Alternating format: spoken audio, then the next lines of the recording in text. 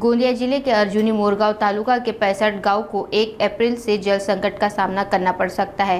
सरकार द्वारा सब्सिडी बंद किए जाने के कारण 4 प्रमुख जल आपूर्ति योजनाएं बंद होने की कगार पर है। गोंदिया जिले के अर्जुनी मोरगांव तालुके के 65 गाँव में पानी की गंभीर समस्या खड़ी हो सकती है। इन गाँव को जल आपूर्ति करने वाली 4 क्षेत्रीय जल योजनाएं रामपुरी, अर्जुनी, मारेगांव, खामड़ी और शिरेगांव अब वित्तीय संकट का सामना कर रही है। दरअसल सरकार ने 1 अप्रैल 2019 से इन योजनाओं के लिए सब्सिडी देना बंद कर दिया था, जिससे इनकी लागत दिन ब दिन बढ़ती जा रही है। मजदूरी, रसायनों की लागत, बिजली बिल और अन्य खर्चों में वृद्धि के कारण इन जल योजनाओं को हर साल 4 से 5 लाख रुपए का घाटा हो रहा है। लगातार अनुरोधों के बावजूद सरकार ने अभी तक अनुदान देने का कोई फैसला नहीं लिया। इसलिए इन योजनाओं को संचालित करने वाली संस्थाओं ने बैठकर निर्णय लिया है, यदि 1 अप्रैल 2025 से पहले सब्सिडी नहीं मिलती तो सभी 4 जल योजनाएं पूरी तरह बंद कर दिए जाएंगे।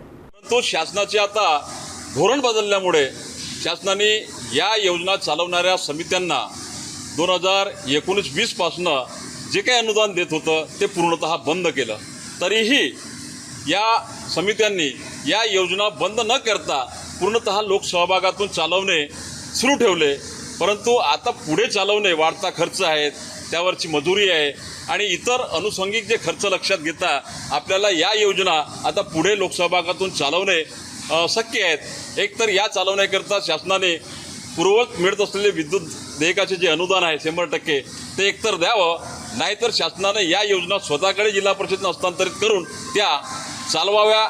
या उद्देशानं मंडळांनी हा निर्णय घेतला आहे आता शिखर समित्यांनी की 1 एप्रिल 2025 पासून या योजना मंडळ चालवणे असमर्थ असल्यामुळे त्या योजना त्यांनी बंद करण्याचा निर्णय आणि तशा प्रकारच्या सूचना माहिती ही संबंधित विभाग म्हणजे जिल्हा परिषद आणि ग्रामीण पाणीपुरवठा यांच्याकडे देण्यात आलेले आहे। आणि पुढे मंडळांनी 1 एप्रिल 2025 पासून या योजना चालवणे बंद करण्याचं ठरवलं आहे। एकंदरीत या ज्या योजना न चालवण्याचा जो निर्णय मंडळांनी घेतलेला आहे आणि न चालवण्यामुळे ही जी काही परिस्थिती पाणी टंचाईची निर्माण होईल याला सर्वस्वी जिल्हा परिषद जबाबदार असेल, तरी त्या जिल्हा परिषद किंवा महाराष्ट्र शासनाने याची योग्य दखल घ्यावी आणि पुढे येणारे जे या परिसरातील जनतेवर जे जलसंकट निर्माण होणार आहे तरी त्याच्या निवारण करण्याकरता पुढील पावलं शासनाने उचलावी अशी आमची एकंदरीत या मंडळाची या संस्थांची मागणी आहे।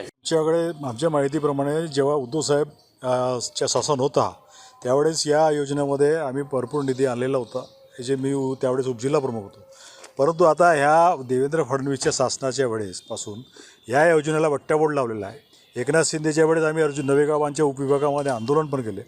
आमचे त्या ठिकाणचे विभाग प्रमुख नरेश बोरकरच्या नेतृत्वामध्ये एक आंदोलन जागला झाला आणि त्यावेळेस त्याने ते प्रादेशिक पाणी पुरवठा योजनेला काही अनुदान दिला।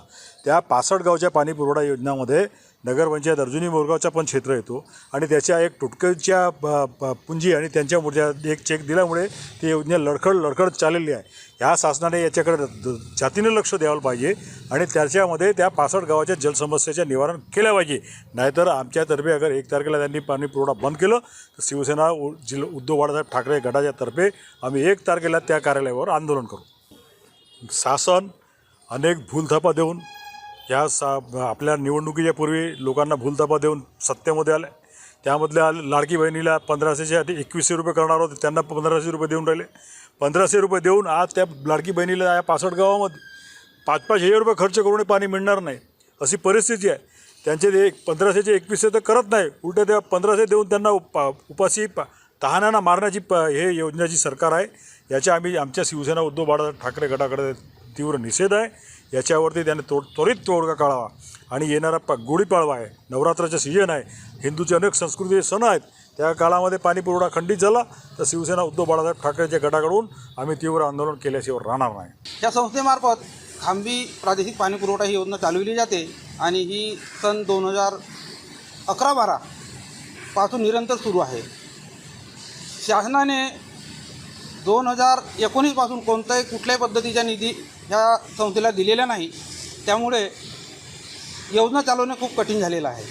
तरी आमच्या संस्थेने असा निर्णय घेतला आहे की 1 एप्रिल 2025 पासून योजना न चालवण्याचा निर्णय घेतलेला आहे। तर आणि आम्ही संबंधित विभागाला पत्रव्यवहार केलेला आहे, ग्रामपंचायतला सूचना दिलेली आहे, जिल्हा परिषदला सुद्धा सूचना दिलेली आहे न चालवण्याचा निर्णय घेऊन त्यामुळे बऱ्याचशा गावावर पाण्याचा खूप परिणाम पडेल आणि ते शासनाने याची दखल घ्यावी.